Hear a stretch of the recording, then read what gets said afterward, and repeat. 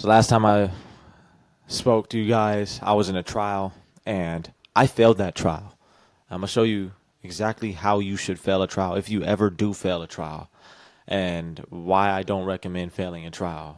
But why it's actually a good thing that I failed the trial. Anyways, during that trial that I was on, I was hitting up food banks. I was working 8-hour shifts.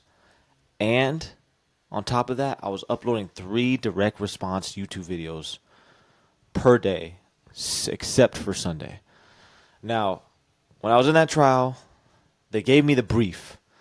But before that, when I was on the call with them and they were speaking of the trial, they said, "Hey, Jaheem, how long do you think it would take for you to turn around an advertorial for this trial?" I countered that with a second question.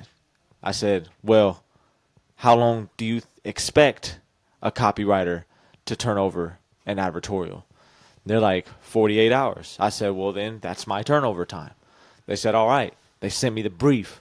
I took the brief, I unloaded it, unpacked it. But I didn't take it serious at that moment. I said, "All right, let me let this rest for a little while. I got till tomorrow, and I'll just tell them I'm going to start it." So I got to the next day, or a few days after that. I told them, "Hey, I'm ready to start," and I'm starting. And I believe it's because Sunday was right around the corner. A Sunday was the day that I started it. And so the reason why I started on Sunday was because I didn't need to upload my 3 videos. But the issue was that on Sunday, I was like resting. I went to church, came back, played basketball, came back home, and was just not taking it too serious. Now on Monday, now I did on Sunday do a little bit of work, but it wasn't nearly enough. And I was like, all right, well, I'm trying to figure out this brand, and my mind is just going crazy, spinning. Like, what the heck is going? Like, I don't understand this brand. Like, okay, let me just save it for tomorrow. So we get to Monday. I work a full 8-hour shift. I come back home. And I'm like, oh my gosh, like I have another. Like I have to get on this. I have to get on this. And I'm getting on it after the 8-hour shift. I'm getting on it, and then next thing you know, 4 hours rolls by. 2 more hours rolls by, and I'm not even done. And then the deadline is like 1 hour, and then I'm just freaking slapping the keyboard, going on AI, taking off of AI, and I'm like, oh my gosh. And I'm like, all right, I'm literally on the last minute, and I just sent it in. I couldn't even revise or edit it or anything. I just sent it in on the deadline because I was gonna miss the deadline. And I know the one thing that you don't do as a freaking copywriter is miss some deadlines. That's exactly what I did. Because I wasn't even going to try to save face. I knew that I could not miss a deadline, man.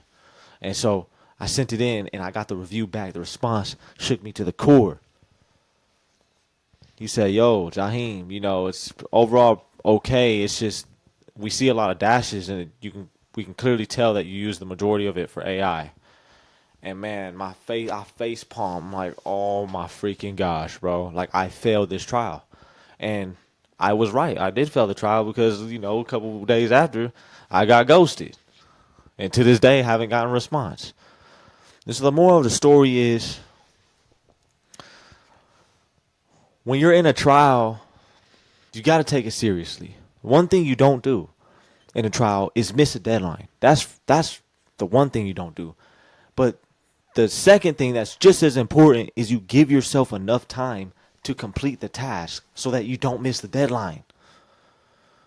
This is like basic copywriter things. Like you cannot fail on the fundamentals.